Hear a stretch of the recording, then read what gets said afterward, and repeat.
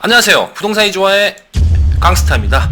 자, 요즘은요, 빌라가 그렇게 귀한 대접을 받습니다. 특히 재개발 이슈가 있는, 특히 공공재개발 이슈가 있는 그 빌라의 몸값이 정말 하루하루가 다르다라는 느낌을 받는데요.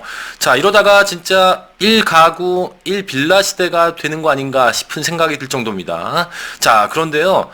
기왕 묻어둘 거면 용산에 묻어두시면 어떻겠습니까? 자, 용산에 묻어둘 만한 그런 매물을 좀 소개시켜 드릴까 하는데요. 저는 효창동이 좀 저평가됐다라는 느낌을 받는데요. 이 효창동이 역세권 고밀개발 또는 공공재개발이 가능한지 좀 살펴보도록 하겠고요. 최근에 구역 지정이 된 공공재개발 시범단지가 선정이 됐죠. 8개가 선정이 됐는데 공통점이 어떤 게 있었고 그리고 어떤 기준으로 뽑았는지 잠깐 살펴보도록 하겠습니다. 자, 가장 먼저 눈에 띄는 건요. 바로 역세권입니다. 모두 역세권, 8개소가 모두 역세권이었는데요. 자, 이 역세권으로 선정한 이유가 무엇이었을까요? 정부가 보기에는 이랬을 겁니다. 2마리 토끼를 잡고 싶었을 것이다 라는 판단이 드는데, 첫 번째는 역세권이면 준주거가 섞여 있죠. 그러다 보면 용적률을 최대한 끌어올릴 수 있습니다. 용적률이 올라가면 사업성이 좋아지고요. 그리고 공공 분양이나 공공 임대와 같은 공공성을 갖춘 그런 주택들이 많이 대거 공급이 가능해지기 때문에 2마리 토끼를 잡을 수 있겠고요. 그리고 보여주는 명분도 있을 것 같습니다. 정부는 서울 외곽에 주택을 공급하는 것이 아니라 도심의 핵심 입지에 그리고 역세권의 주택을 대량으로 많이 공급을 한다라는 것을 보여주는 그런 명분도 챙긴 것 같습니다. 자, 모두 역세권이었던 이 8개의 시범단지가 그러면 이것 외에는 어떤 것에 역점을 두고 바라보고 평가를 했을까요? 왜 이게 중요하냐? 3월 말에 있을 신규 지역이나 해제 지역이 어떤 기준으로 선정이 될까? 어떤 방향성을 유추해 볼 수 있는 그런 내용도 될 수 있기 때문에 살펴보는 것이 좋을 것 같습니다. 자, 선정위원회가 이번에 8개를 뽑았는데 먼저 자치구에서 제출한 이 검토 자료와 그리고 구역 설명을 토대로 해서 어떤 정비의 시급성, 그러니까 노후도가 돼서 빨리 주택을 공급을 해줘야겠다라는 어떤 시급한 그런 부분을 봤다라고 볼 수 있겠고요. 그리고 사업의 공공성, 기반시설 연계, 그리고 주택 공급에 얼마만큼 확보를 할 수 있느냐, 뭐 이런 부분도 봤겠죠. 자, 그리고 사업 실현 가능성, 계획했던 대로 이 사업이 실현 가능할 것이냐. 자, 여기에는요, 제가 판단하기에는 주민들의 동의가 얼마만큼 있었느냐, 이 부분도 참고를 했을 것 같습니다. 왜냐하면, 준주거 지역 같은 경우, 상업 지역 같은 경우는 이 상가를 갖고 계신 분들은 아파트를 받는 것보다 현재 월세나 아니면은 집가 상승분을 바라보는 것이 더 수익이 높다라고 판단하기 때문에 반대가 많습니다. 그러다 보니까 어느 정도 이 동의를 갖춘 그런 지역을 우선적으로 선정하지 않았나라는 생각이 들고요. 또한 주민 반대가 많다 그러면은 사업이 진행되기가 어렵습니다. 그리고 재개발을 한다 그러면 사업비, 투입하는 돈이 만만치가 않을 텐데 중간에 깨지거나 아니면은 진행이 안 되거나 늘어지거나 지연되거나 이런 부분들에 대한 위험성이 있기 때문에 주민의 동의가 굉장히 중요한 부분이다라는 말씀을 드리겠는데요. 그 부분도 분명히 봤을 거라고 저는 생각하고 있습니다. 자, 그리고요. 자치구별로 안배를 했다라는 것이 이번에 심사를 했던 총평이 되겠습니다. 자, 이렇게 선정된 8개는요, 다시 동의서를 받아야 됩니다. 언제 받느냐? LH나 SH와 업무 협약을 할 때 다시 동의서를 받게 되는데요. 이게 3분의 2죠. 3분의 2의 동의서를 받아야 진행이 되는데, 계획으로는 4월이나 5월에 이 업무 협약이 이루어질 것으로 보고 있고요. 그리고, 이번에 선정되지 않은 4개도 관리를 해서, 진행을 하겠다라는 것이 정부의 입장인 것 같습니다. 자, 그렇다면 3월 말에 시범단지에 선정이 될 신규 지역이나 해제 지역은 어떤 부분으로 볼까요? 저는 이 역세권이 갑자기 유리해진 느낌이고요. 그리고 주민의 동의율이 중요할 것 같고요. 그리고 사업성이 있는지를 본다면 아무래도 땅이 넓고 대단지로 공급될 수 있는 그런 사업지가 유리할 것으로 보입니다. 자, 그리고요, 자치구별로 안배를 했다라는 것을 명기를 한 그 부분으로 봤을 때, 우선적으로 대상이 되는 시범단지에 선정이 된 그 지역, 그 다음에 선정될 지역을 관심 있게 보시는 것도 중요할 것 같습니다. 자, 그리고요, 우리가 또 관심을 가져야 할 게 있습니다. 바로 이 역세권에 대해서 정부가 굉장히 신경을 쓰는 모양인데요. 이 역세권 하면 또 한 가지가 떠오르는 게 있습니다. 바로 이 역세권 고밀개발인데요. 국토부 장관이 부임을 하면서 가장 중점적으로 얘기하는 것 중에 하나라고 볼 수 있겠는데요. 서울시에서 국토계획법 시행령을 발표를 했는데요. 이 개정을 했습니다. 이 개정이 통과가 됐는데요. 이 내용을 좀 광범위하게 보면요. 일반 주거지역도 역세권 복합용도 개발 지구 단위 계획에 지정될 수 있도록 하고, 이런 내용이 있습니다. 자, 과거에는요, 이 준주거나 중공업 그리고 상업 지역에만 이 역세권에 대한 지구 단위 계획을 지정할 수 있었는데, 이것을 일반 주거지역까지 광범위하게 넓혔고요.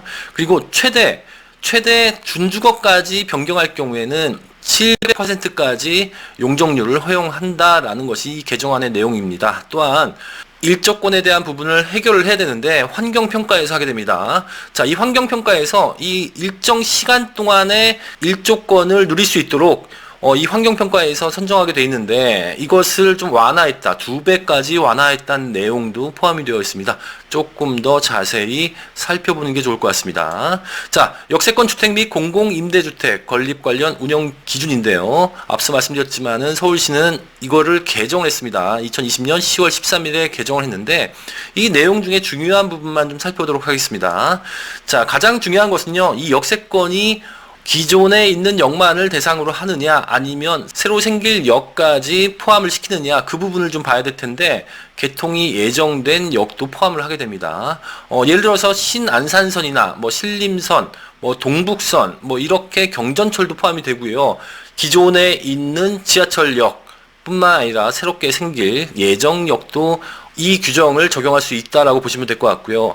이 개정 법률 안에는요, 이 1차 역세권과 2차 역세권에 대한 부분에 변경이 있었습니다. 자, 1차 역세권을 변경시켰는데, 1차 역세권은 역 승강장으로부터 250m 이내의 범위로 하는 그런 규정이었습니다, 과거에는. 근데 이걸 2022년 12월까지 한시적으로 1차 역세권을 350m 이내의 범위로 넓혔습니다.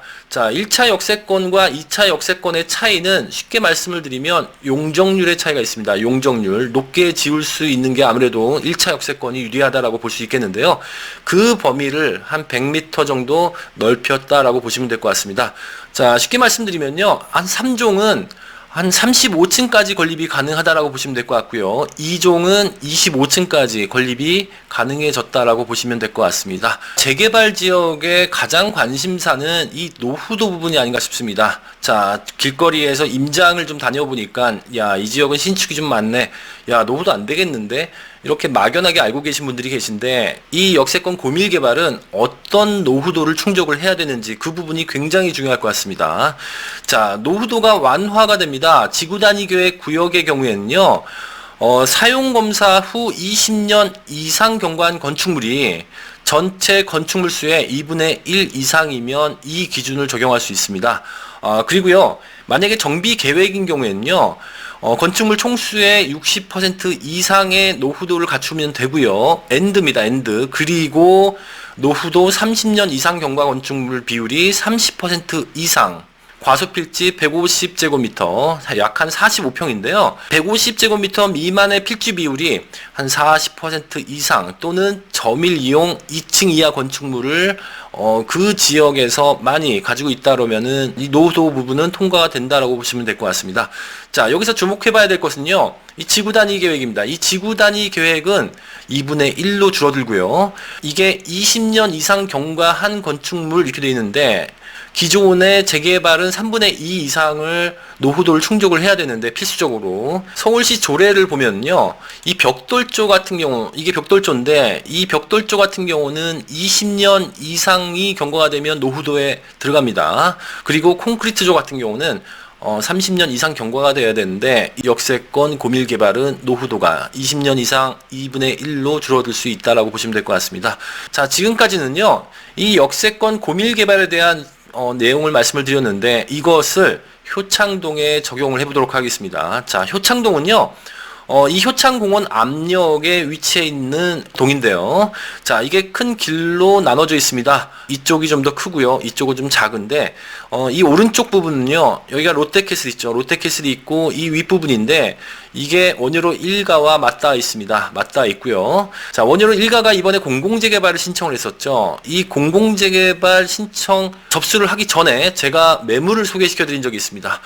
투룸이 제가 4억 2천으로 기억하는데요. 이 4억 2천에 투룸을 소개시켜 드렸는데, 이게 벌써 5억 4천까지 약 한 1억 이상이 올랐네요. 매물도 현재 없는 걸로 알고 있습니다.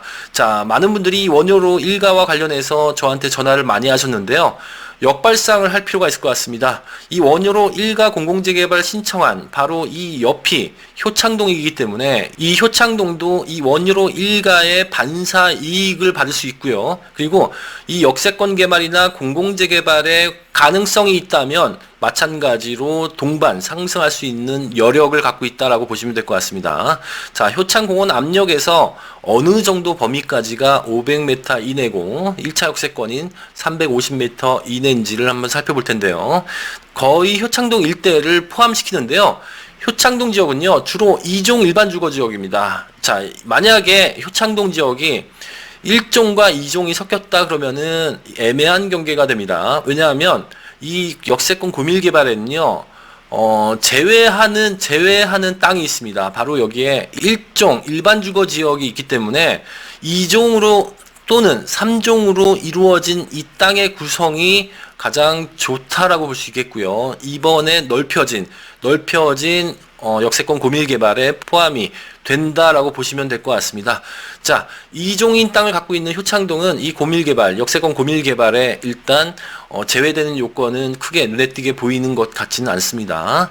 자, 입지를 좀 살펴보도록 할 텐데요. 자, 용산구 내에서 재개발을 통해서 새 아파트가 공급된 그 지역, 유일한 지역이 바로 효창동이라고 보시면 될 것 같은데, 제 기억에는 이게 4구역으로 기억하는데요. KCC 스위첸, 효창공원 압력 바로 역세권이죠. 그리고 이 바로 건너편에는 롯데캐슬 센터포레가 있는데요. 이 KCC 스위첸이요. 실거래가 기준으로 16억 5천 정도로 거래가 됐네요. 그리고 롯데캐슬 센터포레가 16억 8천, 호가는 무려 18억 원인데요. 거의 20억 원에 육박하는 그런 금액대를 보이고 있습니다. 자, 오늘 소개시켜드릴 매물은요, 바로 이 KCC 스위첸 위쪽에 위치해 있고요. 당연히 이 효창공원 압력에 350m 이내인 1차 역세권에 포함이 됩니다. 자, 이종 땅이고요.